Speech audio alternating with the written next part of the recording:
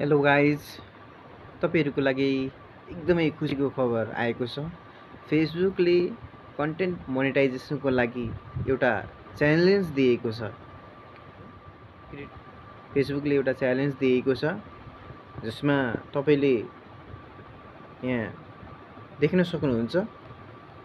Content मोनेटाइजेसनको लागि एउटा challenge दिएको छ। यसमा के लेखेको छ भने अब तपाईँले 28 दिनभित्र 3 लाख भ्युज ल्याउनु भयो भने तपाईँले कन्टेन्ट मोनेटाइजेसन टुल पाउन सक्नुहुन्छ।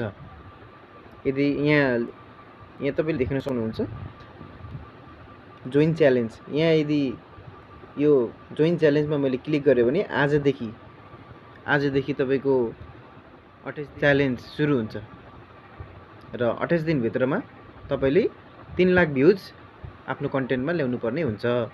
यति गर्नुभयो भने तपाईँले कन्टेन्ट मोनेटाइजेसन टुल पाउन सक्नुहुन्छ। यदि 28 दिनभित्र तपाईँले 3 लाख भ्युज ल्याउनु भएन भने तपाईँले कन्टेन्ट मोनेटाइजेसन टुल पाउनुहुन्न।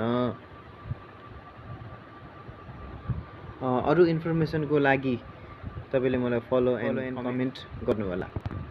हस् त, धन्यवाद।